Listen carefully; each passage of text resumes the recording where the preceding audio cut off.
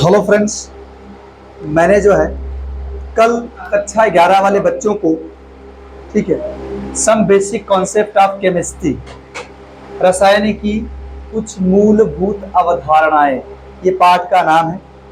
इसमें मैंने 11 वाले बच्चों को रसायन विज्ञान की परिभाषा के विषय में बताया था कि रसायन विज्ञान क्या है, और उसके ब्रांचेस के विषय में बताया था।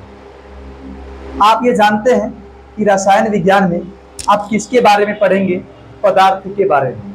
पदार्थ के गुण, पदार्थ की संरचना, पदार्थ का संगठन, उसको बनाने की विधियां और उसके रासायनिक गुणधर्मों के विषय में पढ़ते हैं। आप कब? उसके रासायनिक गुणधर्मों के बारे में पढ़ते हैं। आज मैं आपको पढ़ाऊंगा, या मैंने कल बताया था आपको कि पदार्थ का वर्गीकरण के विषय में, पदार्थ के वर्गीकरण के विषय में मैंने आपको बताया था, ठीक है, जिसमें मैंने पदार्थ का 2 प्रकार से वर्गीकरण कराया था, एक भौतिक वर्गीकरण और एक रासायनिक वर्गीकरण। मैंने ये बताया था कि जो भौतिक वर्गीकरण है उसमें आप क्या पढ़ेंगे? पदार्थ की भौतिक अवस्थाओं के विषय में, और रासायनिक वर्गीकरण में आप पदार्थ के रासायनिक संगठन के विषय में पढ़ेंगे। तो मैं सबसे पहले बात करता हूं पदार्थ का भौतिक वर्गीकरण। पदार्थ का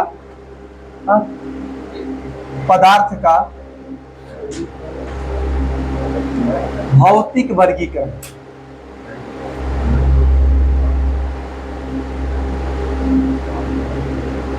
तो आप जानते हैं कि पदार्थ का भौतिक वर्गीकरण पदार्थ की भौतिक अवस्था पर आधारित होता है। लिख सकते हैं यह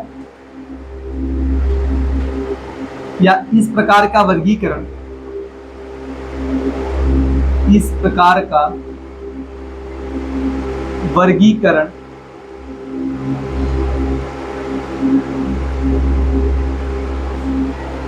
पदार्थ की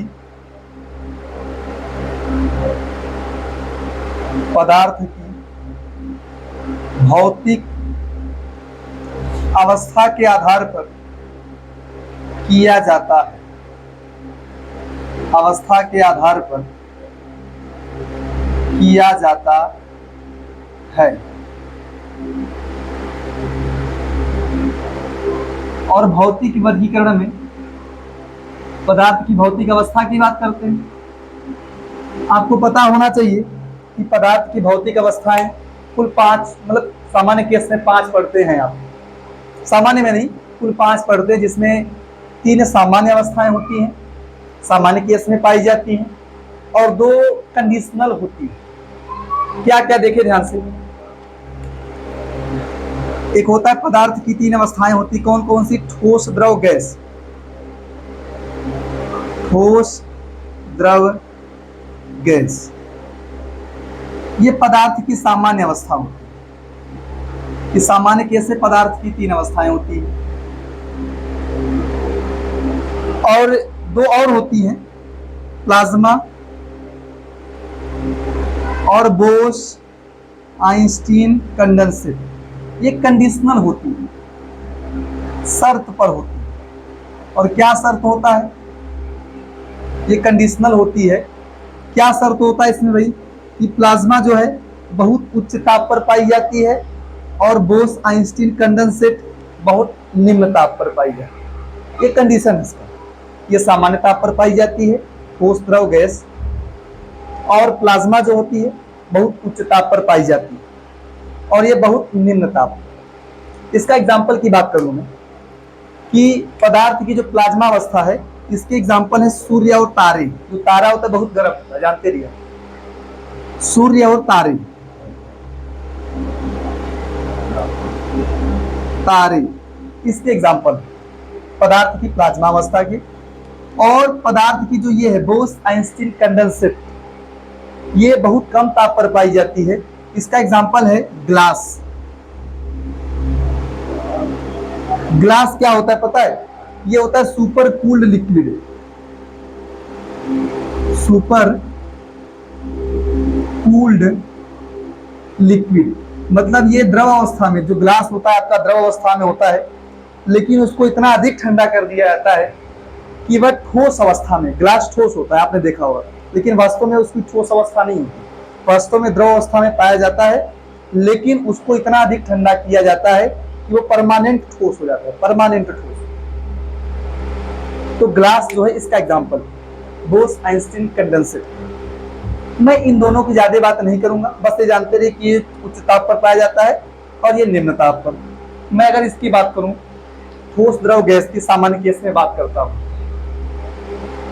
आप ये जानते रहिए कि ठोस क्या है, ठोस किसे कहते हैं, इसका आकार और आयतन क्या होता है, निश्चित होता है ठोस का। द्रव की विषय में क्या जानते हैं आप, हाँ मैं थोड़ा हल्का सा लिख रहा हूं, ठोस, द्रव, गैस, हल्की सी चर्चा मैं कर ले रहा हूं जो कि आपको जानकारी के लिए पढ़ना है, ध्यान दें। और इधर लिखूं तो भौतिक अवस्था की बात करूं या भौतिक गुण की बात करूं, ठोस का भौतिक गुण क्या होता है, द्रव का भौतिक गुण क्या होता है और गैस का भौतिक गुण क्या है। तो सबसे पहले बात करें आकार की, तो ठोस है, मैं दूसरा प्रॉपर्टी लूंगा आयतन, और तीसरा प्रॉपर्टी देखो मैं क्या क्या प्रॉपर्टी ले रहा हूं, घनत्व की बात कर रहा हूं, घनत्व, और मैं बात कर लूंगा एक प्रॉपर्टी है बहाव, बहाव, और भी एक है गतिज ऊर्जा, स्थितिज ऊर्जा, सारी आएंगी, लेकिन मैं कुछ प्रमुख लिख रहा हूं, जगह नहीं है ज्यादा। और एक है संपीड्यता, यहां तक आ रहा है, देखो क्या नहीं आ रहा है ना, बहाव को हटा के मैं, चलो इसको हटा देना, संपीड्यता लिख रहा हूं, ये आ रहा है ना, और बाकी मैं बता दूंगा, ऐसे जानते रहिएगा। देखो ध्यान से, ठोस का क्या है, आकार निश्चित होता है और आयतन भी क्या होता है, आयतन और आकार दोनों निश्चित होते हैं, ठोस का आकार और आयतन दोनों निश्चित होता है।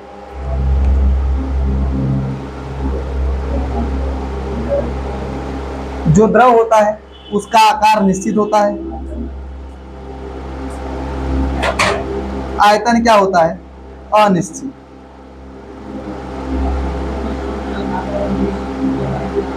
और इसका आकार और आयतन दोनों क्या होता है, अनिश्चित।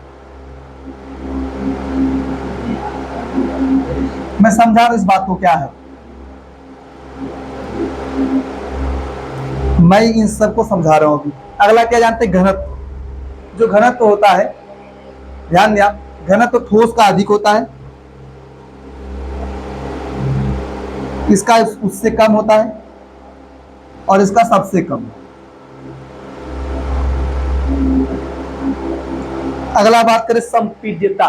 संपीड्यता का मतलब समझे, संपीड्यता का मतलब है दबा, ये समझे कि संपीड्य करेंगे, दबाएंगे, हाँ दबाना की बात हो, दबाने को ही अपनी भाषा में जो दबाने को अंग्रेजी है कंप्रेसिबिलिटी, कंप्रेस करना वही है संपीड्यता, दबाना वही क्या है, संपीड्यता। आप ठोस को नहीं दबा सकते, ठोस को दबाया नहीं जा सकता, ठीक है, कि ऐसा कहे कि दबाकर उसके आकार में परिवर्तन या आयतन में परिवर्तन नहीं किया जा सकता है ठोस का।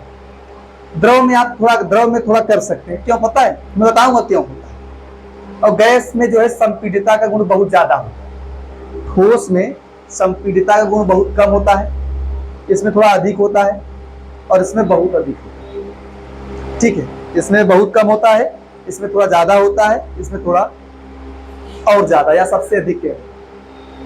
मैं आपको ये बता रहा हूं कि आपने पढ़ा होगा कि जो पदार्थ होते हैं वो छोटे छोटे कणों से मिलकर बने, आप जानते रहिए कि जो पदार्थ, ऐसा कहा जाता है कि पदार्थ छोटे छोटे कणों से मिलकर बने। मैं अभी उन कणों का नाम भी बताऊंगा, लेकिन मैं ऐसे इमेजिन कर रहा हूं कि पदार्थ किससे बने होते हैं, यहां मैं लिख रहा हूं। जो पदार्थ हैं, पदार्थ छोटे छोटे कणों से मिलकर बने, मिलकर बने होते हैं। हाँ, दिख रहा है ना, बने होते हैं। अब वो कण ठोस के भी हो सकते हैं, वो कण द्रव के भी हो सकते हैं, वो कण गैस के भी हो सकते हैं। जो भी पदार्थ ठोस द्रव गैस हैं, ये छोटे छोटे कणों से मिलकर बने हैं। वो ठोस के भी हो सकते हैं, वो द्रव के भी हो सकते हैं, गैस के भी हो सकते हैं।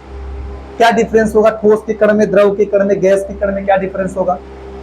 जो ठोस के कण रहेंगे, मैं इसमें बात इमेजिन करें आप, ठोस के जो कण होते हैं वो पास पास पाए जाते हैं। जो द्रव के कण होंगे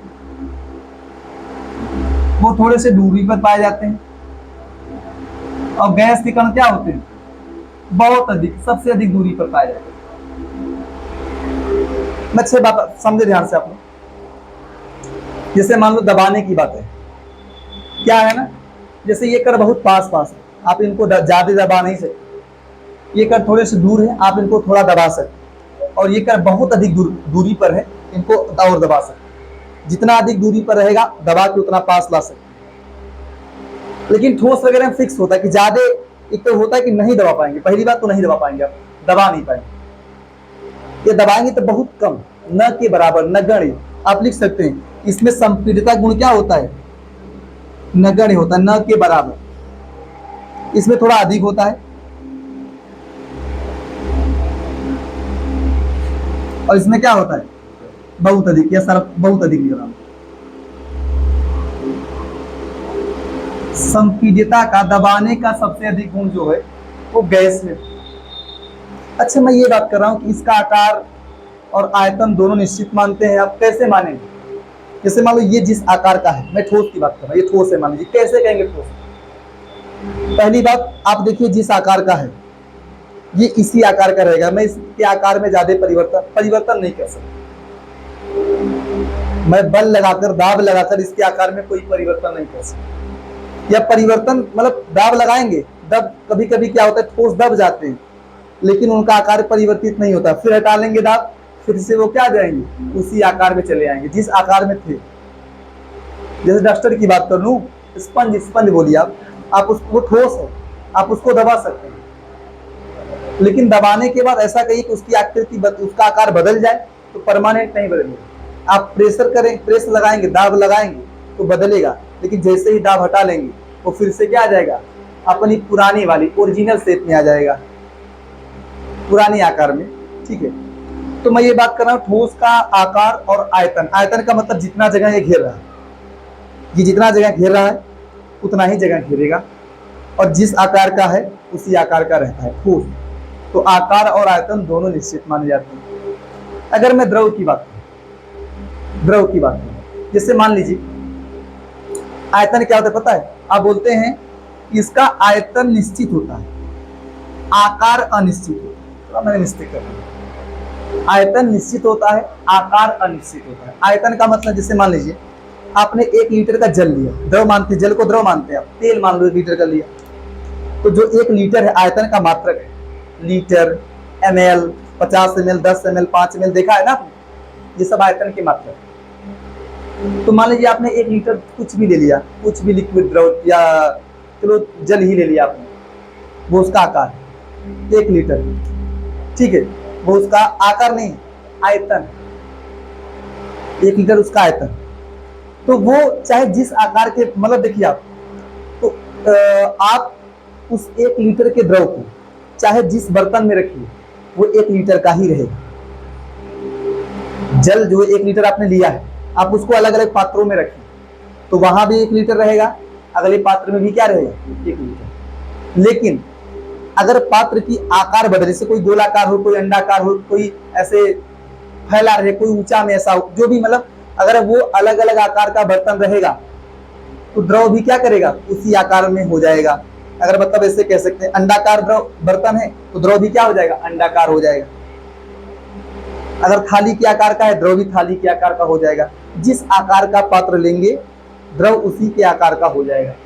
इस वजह से कहते हैं कि उसका आकार तो फिक्स नहीं है, जिस आकार के बर्तन में रखा जाएगा उसी का आकार ग्रहण कर लेगा, लेकिन उसका आयतन क्या रहेगा, फिक्स।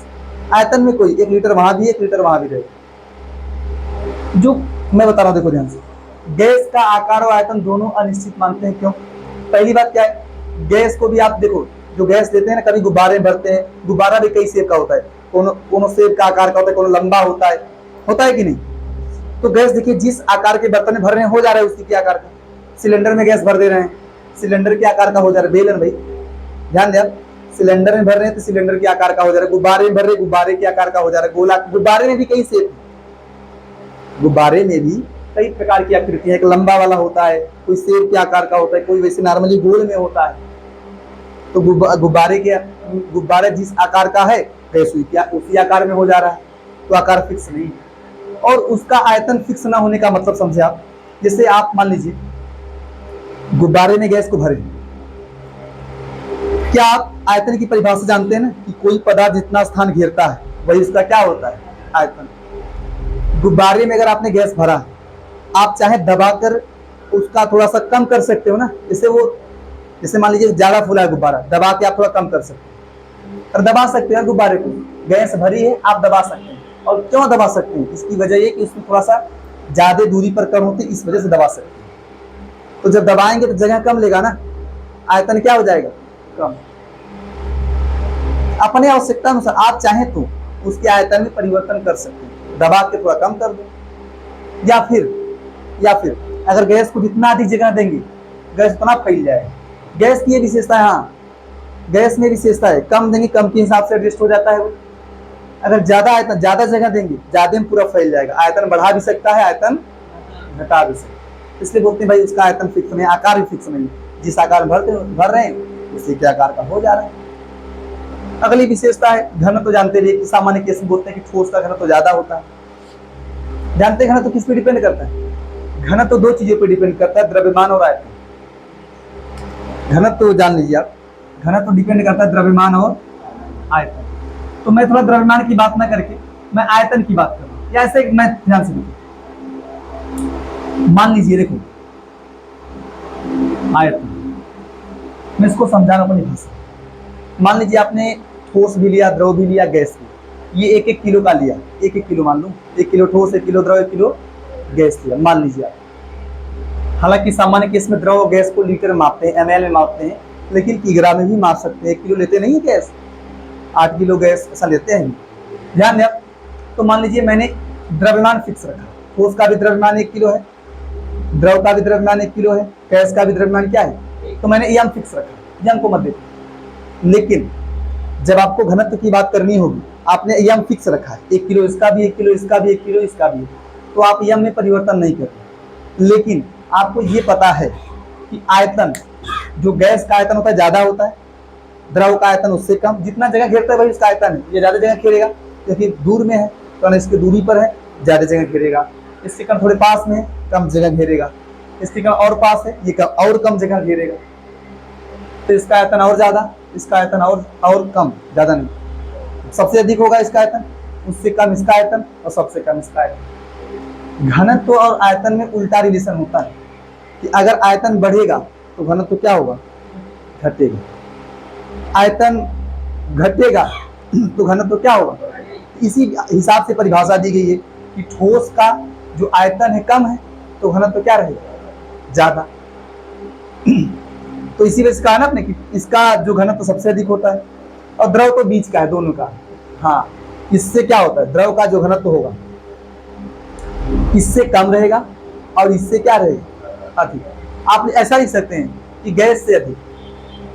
आप चाहे तो क्या लिख सकते हैं, इसका सबसे अधिक होता है, इसका ठोस से कम, गैस से अधिक होता है, ऐसा लिख सकते हैं। ठोस से कम और गैस से अधिक, और उसका सबसे कम। समझ पाया ना भाई? जिसका आयतन जितना अधिक होगा, जो जितना अधिक स्थान घेरेगा, घनत्व उसका उतना ही कम।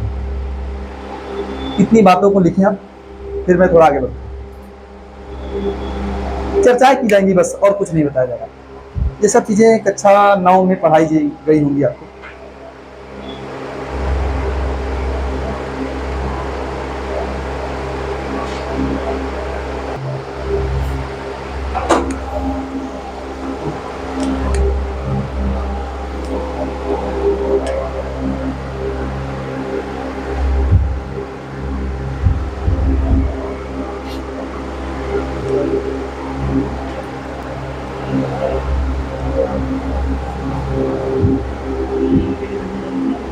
देखिए ध्यान से आप लोग,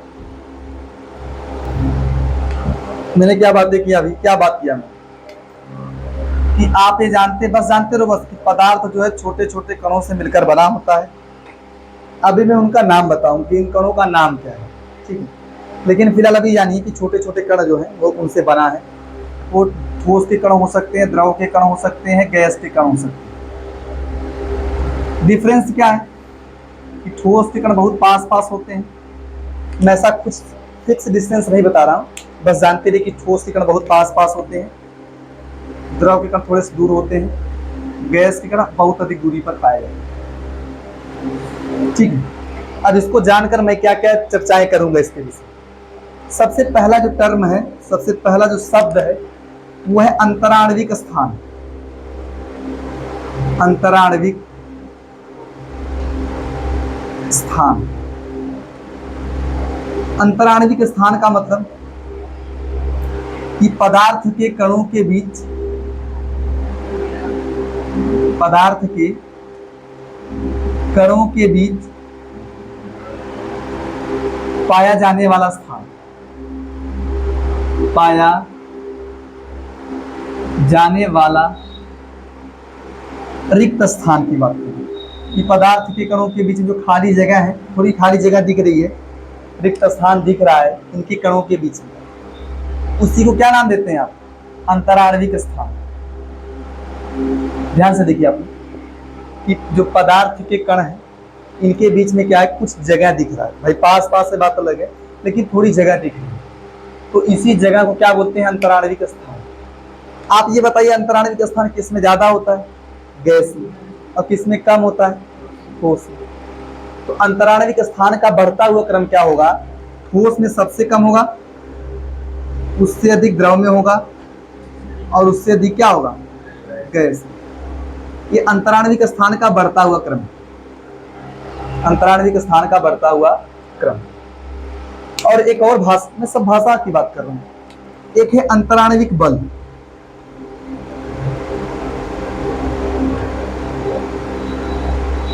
अंतराण्विक ब्रैकेट में करूं, मैं आकर्षण बल की बात कर रहा हूं। अंतराण्विक आकर्षण बल, ठीक है। अच्छा बताइए अंतराण्विक आकर्षण बल क्या है, पहले समझे हम। अंतराण्विक आकर्षण बल का मतलब पदार्थ के कणों के बीच में कार्य करने वाला आकर्षण, आकर्षण बल। इनके कणों के बीच में आकर्षण बल। अच्छा मैं इस बात की पुष्टि करूं, जैसे आपसे कोई बोले कि ऐसा कोई एक्सपेरिमेंट करके बताओ, आपने ऐसा मान लिया कि पदार्थ के कणों के बीच में खाली जगह पाई जाती है, आपने ऐसे मान लिया, लेकिन साइंस ऐसे नहीं मानता है। साइंस में एक्सपेरिमेंट करके बताओ कि कैसे पता करो कि जहां खाली जगह होता है। ध्यान दें, पदार्थ के कणों के बीच में खाली जगह होता है। कोई बोले एक ऐसा प्रयोग करके बता दो जिसमें स्पष्ट हो कि जगह होता है। ध्यान दें आप, इसके लिए एक्सपेरिमेंट किया जाता है। आपने कई पिक्चर भी देखा होगा, जैसे गिलास भर के पानी ले लेंगे, बोलेंगे देखो इसमें तनिको जगह नहीं। पिक्चर देखा होगा आपने यार, कोई पिक्चर है ऐसे कि गिलास भर के पूरा पानी भर लीजिए आप, बोलते देखो इसमें तनिको जगह नहीं। फिर इसमें सिक्का डालते हैं, कभी ऐसा देखा आपने? किसी पिक्चर में ऐसा देखा है? सिक्का डालते हैं? नहीं देखा है, छोड़िए उसको। सबसे आसान देखिए, आप घर पे जाइए, गिलास भर के पानी ले लीजिए, गिलास भर के पानी ले लीजिए, और फिर उसमें आप बाहर से भर के पूरा, उसके बाद उसमें चीनी डालिए बारी बारी से। आप देखिएगा आप क्या पाएंगे पता है? ध्यान दें आप क्या पाएंगे कि जल भर लिया आपने, गिलास से जल भर लिया, उसमें आप भरने के बाद उसमें आप चीनी डालिए, उसमें तनिको जगह नहीं, तनिको जगह नहीं। अगर आप चीनी डालिएगा तो जगह ना होगा तो बाहर निकल जाएगा, अगर जगह नहीं है ना तो बाहर निकल जाएगा। भाई वो डालेंगे वो भी कुछ जगह घेरेगा तो जगह बढ़ेगा, जगह चाहिए उसको, पानी को जगह चाहिए। तो अगर जगह नहीं मिलेगा या जगह बढ़ेगा, उसने उतना जगह कवर कर लिया है, पूरा गिलास भर गया है, अब जगह नहीं। अगर और आप डालेंगे कुछ पदार्थ को तो उसको जगह नहीं मिलेगा और वो बाहर निकल जाएगा, उसकी मात्रा बढ़ जाएगी, जगह बढ़ जाएगा, और जगह है नहीं, उसको ज्यादा जगह चाहिए होगा और उतना जगह नहीं है, वो बाहर निकलेगा। लेकिन आप ये देखिएगा कि जब आप चीनी डालेंगे, कुछ टुकड़े डालेंगे, तो देखेंगे आपकी पानी बाहर नहीं निकलेगा। आप देख लीजिए, फिर आपसे पूछेंगे कि चीनी, फिर जगह तो नहीं है भाई, बिल्कुल जगह पूरा भरा था पानी, चीनी गया कहाँ? तो आप ध्यान दें, आपको बता दूं मैं आपको कि जल के कणों के बीच में क्या होता है? खाली जगह। पदार्थ के कणों के बीच में क्या होता है? खाली जगह। वो जो चीनी है उसी खाली जगह में समाहित हो गया, इस वजह से वो बढ़ा नहीं। और ऐसा नहीं कहेंगे आप कि बढ़ेगा नहीं, कभी नहीं बढ़ेगा, नहीं। अगर आप चीनी डालते रहेंगे तो एक समय ऐसा आएगा कि सारी जगह भर जाएंगे खाली, फिर आप डालेंगे, फिर पानी बाहर निकल जाएगा। फिर आप डालेंगे तो क्या होगा? पानी कहाँ निकल जाएगा? बाहर। तो ऐसा बोलेंगे कि वो चीनी कहाँ गया? जो शुरू में डाला आपने वो बाहर नहीं निकला पानी, वो कहाँ चला गया चीनी? यहाँ पानी के बीच में रिक्त स्थान था, उसी में चला गया। समझ पाए आप लोग? इस प्रयोग से क्या स्पष्ट होता है कि पदार्थ के कणों के बीच में खाली जगह पाई जाती है, उसको क्या नाम दिया जाता है? अंतराणविक स्थान। ये जगह ठोस में सबसे कम होती है और गैस में क्या होती है? ध्यान दिया, ये खाली स्थान ठोस में सबसे कम और द्रव में सबसे ज्यादा। मैं इसकी बात कर रहा हूं, अंतराणविक बल। इसका एग्जाम्पल देखिए, एग्जाम्पल लेके समझेंगे बड़ा बढ़िया है। मैं इसका सबसे बेस्ट एग्जाम्पल देता हूँ। थाली लीजिए, थाली, उससे आप रख दीजिए पानी, या कटोरी ले लो, पानी रख दो उसमें। पता है ना कि कटोरी ठोस है ना? पता है भाई, कटोरी ठोस है और पानी द्रव है, दो अलग अलग पदार्थ हैं, ऐसा समझे आप लोग। फिर आप पानी को बाहर फेंक, भरा था आपने, फिर कहाँ निकालने? बाहर। उस पानी के बाहर फेंकने के बाद भी जानते क्या देखते हैं आप? कि कुछ जल गिलास की सतह, जो कटोरी उसकी ऊपर या नीचे जो सतह है उस पर चिपके रहते हैं, वहां लगे रहते हैं। क्यों? क्योंकि उनके बीच में क्या कर रहा है? आकर्षण बल। अगर आकर्षण बल नहीं होता तो बाहर निकल जाते हैं ना, तो क्यों नहीं निकले? जिनके बीच में, जिनके कह सकते हैं कि जो जल के कण या द्रव के कण उस कटोरी के कणों से, जो की ठोस है, उस कटोरी से चिपके नहीं थे, उसके पास नहीं गए थे, आकर्षित नहीं हुए थे, वो बाहर निकल गए। लेकिन जो उसके पास होंगे वो बाहर नहीं निकले। फिर उनको ऐसा नहीं कि नहीं हटा सकते, फिर आप उसको फोर्स लगा के उनका फोर्स तोड़ेंगे आप। जैसे आप बाहर से बल लगाते हैं, बल लगा के हटाते हो ना, पानी को साफ करते कपड़े से आप बल लगाते हैं, और बल लगाते हैं आप, ज्यादा बल लगाते हैं और उसका बल क्या होता है? टूट जाता है, फिर वहां से हटता है। समझ पा रहे हैं? हाँ। तो ये क्या स्पष्ट करता है कि पदार्थ के कणों के बीच में क्या होता है? आकर्षण बल। मैं आपको ये बता दे रहा हूं, इसी को नाम दिया गया, अंतराणविक बल नाम दिया गया है। मैं इसको बता रहा हूं बढ़िया तरीके से कि आप ये समझे आसान भाषा में। अगर पदार्थ के कण, ये समझें कि अगर कोई दो पदार्थ है, उनके बीच में, कोई दो पदार्थ है उनकी, कोई दो कण है, अगर उनके बीच में आकर्षण बल होगा तो वो पास आएंगे। कोई दो कण है, अगर उनके बीच में क्या कार्य करेगा? आकर्षण बल, तो वो क्या, जैसे मान लीजिए दूरी पर है, अगर इनके बीच में आकर्षण होगा तो ये पास आएंगे। हर जगह आपने देखा है भाई, आकर्षण होने पर क्या होते हैं? पास। या आप इसको अदर भाषा में समझें कि पास है, इसका मतलब आकर्षण बल ज्यादा है। दोनों समझे आप, आकर्षण बल है इस वजह से पास आते हैं, ये समझा आपने भाई? अगर आकर्षण होगा तो पास आएंगे। या ये भी समझो कि पास है, इसका मतलब क्या है? आकर्षण बल है, तभी पास आएंगे। ठीक है। अगर थोड़ी दूरी पर रहेंगे तो बोलेंगे आकर्षण कम है। तो यही बात है कि ये इसके कण पास पास है, इसके कण थोड़े से दूर है, और इसके कण बहुत दूर है। तो आप क्या बोलेंगे कि यहाँ आकर्षण ज्यादा है, इस वजह से पास है। यहाँ आकर्षण थोड़ा सा कम है, इस वजह से दूरी पर है। और यहाँ तो आकर्षण होता ही नहीं। गैस के कण देखो घूमते रहते हैं फ्रीली। आपने सुना होगा यार कि गैस के कण क्या होते हैं? स्वतंत्रता पूर्वक, अरे जो तुम्हारा खाने की गंध आती है वो गैस के कण में आती है। गैस के कण घूमते रहते, इस वजह से आपके पास चली आती है। कोई सेंट मार ले, जाती है ना गैस के कण, वो जो है सेंट के जो कण होते हैं, परफ्यूम के जो कण होते हैं, वो वायु में मिल जाते हैं। और वायु विभिन्न प्रकार की गैसों का क्या है? मिश्रण, उसमें मिल जाते हैं और उसके साथ, गैसों के साथ चले आते हैं। तो गैस क्या करते हैं? स्वतंत्रता पूर्वक गति करते हैं। तो जब स्वतंत्रता पूर्वक जा रहे हैं मतलब कोई बाधे नहीं है, उनके बीच में आकर्षण नहीं। तो ये जानते ही आप लोग कि जो अंतराणविक बल या आकर्षण बल होता है वो ठोस में बहुत ज्यादा होता है, उससे कम द्रव में होता है, और उससे कम कहाँ होता है? गैस। इसके बाद मैं बात करता हूँ गतिज ऊर्जा। आपसे बात करूँ स्थितिज ऊर्जा। तो गतिज ऊर्जा जानते किसका ज्यादा होता है? गतिज ऊर्जा किसकी अधिक होगी? जो जितना अधिक स्वतंत्र होगा उतना ही बढ़िया गति करेगा। तो कौन ज्यादा स्वतंत्र है? गैस। तो उसकी गतिज ऊर्जा ज्यादा रहती है और इसकी गतिज ऊर्जा क्या रहती है? कम। ठोस की कम और गैस की ज्यादा गतिज ऊर्जा। मैं यहां लिखूं गतिज ऊर्जा।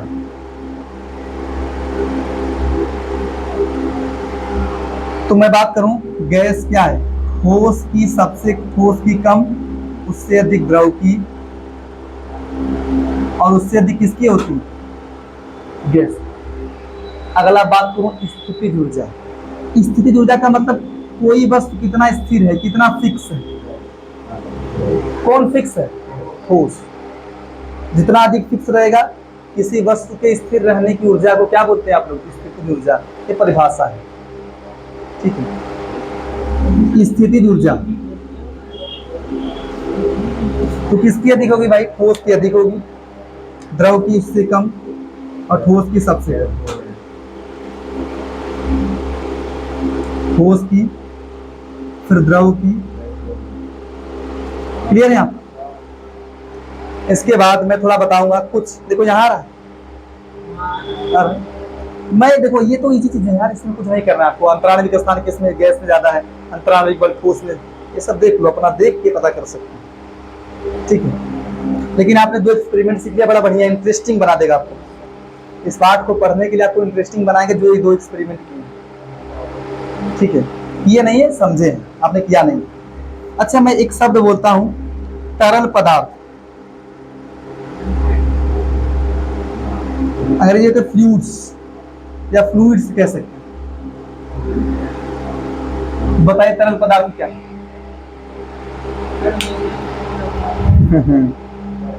बढ़िया परिभाषा है, पूछिए आप लोग। तरल पदार्थ किसे कहते हैं? बोलते हैं कि द्रव एक तरल पदार्थ। कभी कभी लिखते भी हैं कि द्रव एक तरल पदार्थ है। तेल भी तरल होता है, पेट्रोलियम भी, पेट्रोलियम तरल नाम देते हैं, पेट्रोलियम तरल पदार्थ होता है। तो तरल किसे कहते हैं? ध्यान दें, आप सुन लें कि तरल पदार्थ उन सभी पदार्थों को कहा जाता है जिसमें बहाव का गुण है। ठोस बहते नहीं, ठोस बहते नहीं। कभी आपने देखा लकड़ी, मतलब लकड़ी को पानी पे रखते हैं तो बहता है लकड़ी, लकड़ी नहीं बहता है, पानी बहता, वो तो फिक्स है। पानी बह रहा है, उसके साथ जा रहा है।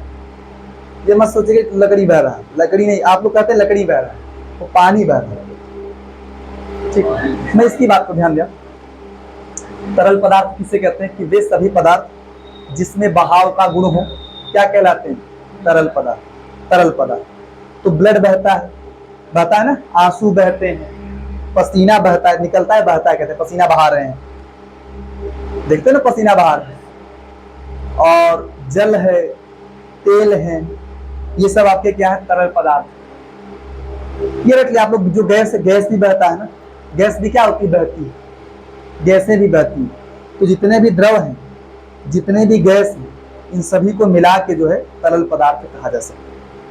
तरल पदार्थ का मतलब वो गैस भी हो सकता है और वो क्या हो सकता है? द्रव भी हो सकता है, या दोनों हो सकते हैं। दोनों होंगे तो भी तरल पदार्थ कह सकते हैं, ठीक है। तरल पदार्थ की परिभाषा क्या है? वे पदार्थ जिनमें बहाव का गुण पाया जाता है। ध्यान दें, बातें न जिनमें बहाव का गुण पाया जाता है, क्या कहलाते हैं? हाँ, लिख ले, तरल पदार्थ कहलाते हैं। तरल पदार्थ कहलाते हैं।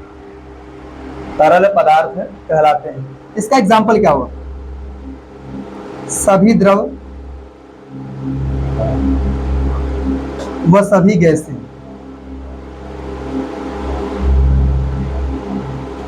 जितने भी द्रव हैं, जितने भी गैस हैं, वो सब क्या है?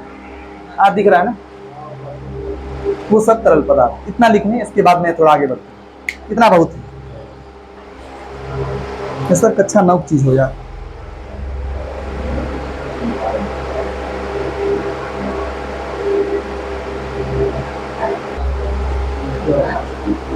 तो देखा होता कहाँ हो?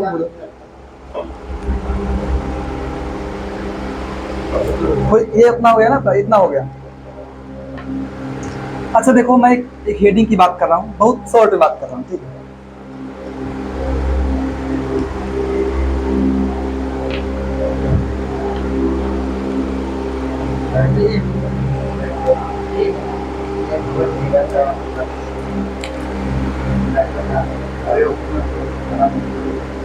ध्यान दिया, पदार्थ की अवस्थाओं में, पदार्थ की अवस्थाओं में अंतः परिवर्तन या अंतरा परिवर्तन कहें आप, पदार्थ की अवस्थाओं में अंतः परिवर्तन या अंतरा परिवर्तन, अंतरा परिवर्तन कि पदार्थ की एक अवस्था को दूसरी अवस्था में कैसे बदलेंगे।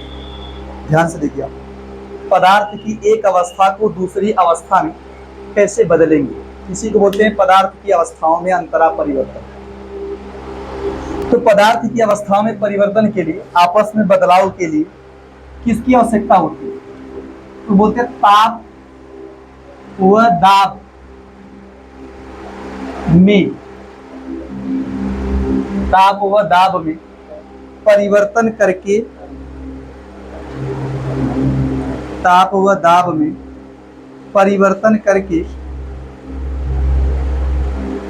पदार्थ की एक अवस्था को, पदार्थ की एक अवस्था को दूसरी अवस्था में, पदार्थ की एक अवस्था को दूसरी अवस्था में परिवर्तित किया जा सकता है, परिवर्तित किया जा सकता है। सकता है। अगर आपको पदार्थ की, ध्यान से देखिए, पदार्थ की एक अवस्था को दूसरी अवस्था में बदलना, मान लीजिए आपको ठोस को बदलना हो द्रव में, मान लीजिए आपको द्रव को बदलना है गैस में, कैसे बदले? तो अगर आपको ठोस है ना, मान लीजिए बर्फ है, ठोस बर्फ है ना, एग्जाम्पल है बड़ी, अगर तुमको उसको बदलना है द्रव में, तो तुम बर्फ को क्या करोगे? कैसे पिघलाएंगे? हाँ, गर्म करिए, ठंडा नहीं कर रहा।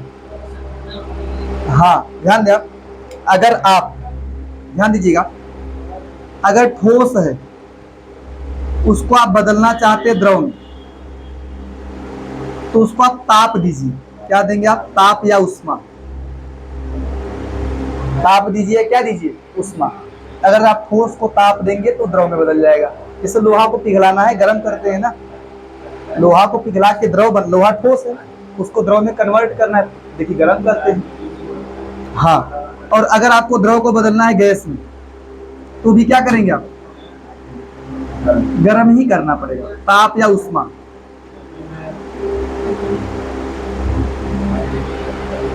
ये तरीका ध्यान दिया।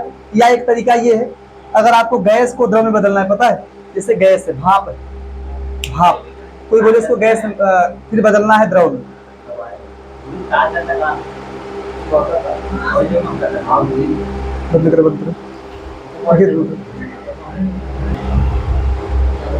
ध्यान दीजिए आप, ठोस को बदलना है द्रव में, तो आप उसको ताप दीजिए या उष्मा दीजिए।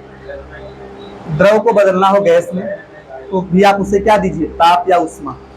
हाँ, अगर ध्यान दें, अगर आपके पास गैस हो, उसको बदलना हो द्रव में, तो गैस को अगर कभी द्रव में बदलना है तो दो कंडीशन है। ये पहले ठंडा कर दो, अगर आप कोई गैस ले उसको ठंडा कीजिए, किसमें बदलता है? द्रव में। ठीक है, गैस को ठंडा करेंगे कहाँ बदलता है? द्रव में। जैसे एग्जाम्पल, भाप उड़ रहा है ना, अरे मैं एक चीज बता दूं आपको, बढ़िया एग्जाम्पल, स्प्राइट वगैरह देखा है आपने? स्प्राइट के बोतल के बाहर आपने द्रव का कण चिपका, पानी का देखा हुआ चिपका हुआ रहता है, द्रव के कण चिपके रहते हैं। बताओ अच्छा वो आते कहाँ से? कोई आपसे प्रश्न पूछे कि स्प्राइट या ठंडा बोतल को भी, ध्यान दिया, बातें ना हो, स्प्राइट या ठंडा बोतल आपने देखा होगा, तो आपने देखा कि बोतल के बाहर द्रव के कण चिपके हुए पाए जाते। कोई आपसे पूछे वो आते कहाँ से? कोई पूछे वो आते कहाँ से? ध्यान दिया, आपके मन में ऐसा प्रश्न उत्तर नहीं आना चाहिए कि उसके अंदर से निकल जाते हैं, छेद रहता है क्या, उसके अंदर से नहीं आते। ध्यान दे कैसे आते हैं। जो आपको पता है जब जल जो है भाप बनता है, वाष्प बन के वायुमंडल में कह सकते हैं उड़ जाता है, वायुमंडल में चला जाता है, ठीक है। जब आप और वायुमंडल में गैस बन गया, स्वतंत्र पूर्वक गति करता है। जल जो भाप बना हुआ है, गर्म करने पर भाप बनता है, या सामान्य केस में ही देखें जल का वाष्पीकरण होता है, तालाब वगैरह सूखते हैं ना, कैसे सूखते हैं, वो जल भाप बन के उड़ जाता है तो वही तालाब सूखते हैं। तो भाप बन गए हैं, अब भाप बन के उड़ रहे हैं, ठीक है, स्वतंत्रता पूर्वक उड़ रहे हैं। जब कोई ठंडी वस्तु उनके संपर्क में आती है या ठंडी वस्तु के संपर्क में वो आती है, तो क्या जानते हैं क्या होता है, वो गैस किस में बदल जाता है, द्रव। और द्रव में बदलकर गैस के पास गति करने के लिए एनर्जी होती है, द्रव के पास गति करने के लिए उतनी एनर्जी नहीं होती, और उनके पास एनर्जी न होने की वजह से वो क्या होते, बोतल की बाहरी सतह पर चिपक जाते हैं, और वही आपको जल की छोटी छोटी बूंदों के रूप में नजर आते हैं। जो भाप के कण है वो ठंडे वस्तु के संपर्क में, ठंडी वस्तु कोई भी है या ठंडा पानी कह दो, उसके संपर्क में आते हैं तो द्रव में कन्वर्ट हो जाते हैं, और द्रव में बदलकर बोतल की बाहरी सतह पर चिपक जाते हैं और आपको जल की छोटी छोटी बूंदों के रूप में नजर आते हैं। तो आप ये जान लीजिए कि अगर गैस को ठंडा किया जाएगा तो किसमें कन्वर्ट होगा, द्रव में। गैस को जब आप ठंडा करेंगे तो वो द्रव में कन्वर्ट होगा। और अगर आप द्रव को ठंडा करें, अरे देखो पानी को ठंडा करते बर्फ में ना, फ्रिज में, पानी को आप फ्रिज में ठंडा करते हैं, किससे बदलता है, हाँ बर्फ में बदलता है जो कि ठोस है। तो ठंडा करेंगे तो द्रव किस में बदलेगा, ठोस। या एक और बात है, एक और बात है, आपको पता है कि ठोस के कण पास पास होते हैं, द्रव के कण थोड़े से दूर पर होते हैं, और गैस के कण बहुत अधिक दूरी पर पाए जाते हैं। ठोस के कण बहुत पास पास होते हैं, द्रव के कण थोड़े से दूर पर होते हैं, और गैस के कण बहुत अधिक दूरी पर पाए जाते हैं। अगर आप पता है आपको कि इसको दबाया जा सकता है, इसको भी दबाया जा सकता है, इसमें इसको बहुत कम, न के बराबर दबाया जा सकता है, न जाने। अगर आप इसको दबाएंगे ना, ये जानते कितना पास आ सकता है, जितना पास ये है उतना पास आ सकता है, कि बहुत पास आएगा, बहुत पास आएगा। ठोस को गैस को दबाएंगे तो गैस के कण पास आएंगे, और जब पास आएंगे तो किस में कन्वर्ट हो जाएंगे, द्रव में। ये बातें होती है कि अगर आप गैस को दबाएंगे तो पास आएंगे, और पास आने पर द्रव में कन्वर्ट होंगे, और द्रव के कणों को फिर से प्रेशर करेंगे तो किस में कन्वर्ट होगा, ठोस। जो आपने एलपीजी देखा, एलपीजी वो गैस नहीं होता है, वो द्रव होता है। जो आपके पास है वो द्रव है, वास्तव में तो गैस अवस्था में होता है, लेकिन गैस को प्रेशर करके एकदम द्रव अवस्था में कन्वर्ट करके आपके भरा जाता है। ध्यान दीजिए आप, उसको जो है किसमें भाई, उसका नाम ही है एलपीजी। एलपीजी का फुल फॉर्म है liquefied petroleum gas. Petroleum gas को द्रवीकृत किया जाता है। लिक्विफाइड का मतलब गैस को लिक्विड में कन्वर्ट करना, इस प्रक्रिया को बोलते हैं लिक्विफिकेशन, द्रवीकरण। किसी गैस को द्रव में अगर परिवर्तित कर रहे हैं, इस प्रक्रिया को क्या नाम देंगे आप, द्रवीकरण। और जो गैस द्रव में कन्वर्ट हुआ है उसको बोलते हैं द्रवीकृत। द्रवीकृत हो गया है मतलब गैस द्रव में बदल चुका है तो उसको बोलते हैं द्रवीकृत, द्रव में बदला हुआ, अंग्रेजी है लिक्विफाइड। तो एलपीजी का फुल फॉर्म होता है लिक्विफाइड पेट्रोलियम गैस। कई लोग दिखाते हैं लिक्विड, ध्यान दें, लिखवा दे रहा हूं। एलपीजी का जो फुल फॉर्म होता है, पूछता है कभी कभी इसमें कौन सी गैस होती है, प्रोपेन और ब्यूटेन। रख लो ध्यान से, इसका फुल फॉर्म होता है लिक्विफाइड पेट्रोलियम गैस। इसमें क्या क्या होता है, प्रोपेन और ब्यूटेन। ब्यूटेन ज्यादा होता है, ध्यान से देखो, बहुत इंपॉर्टेंट प्रश्न है।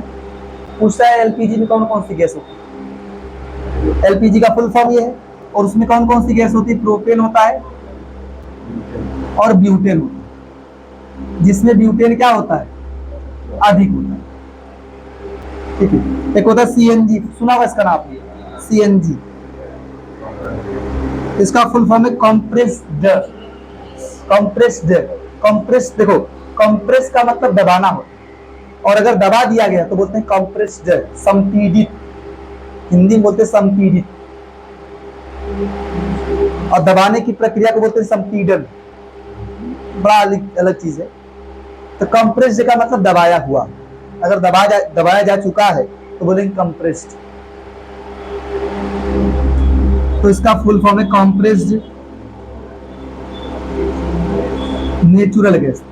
आपसे कोई बोले नेचुरल गैस का फार्मूला, कौन किस गैस को नेचुरल गैस बोलते हैं? मेथेन।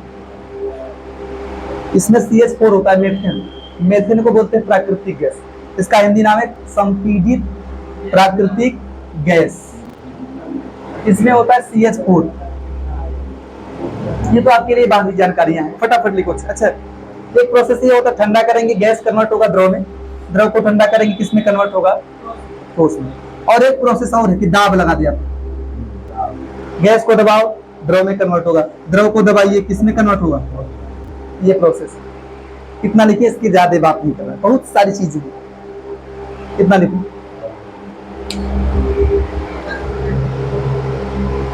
इतना बहुत है। आज के लिए इतना ही, ठीक है। कब छोड़ी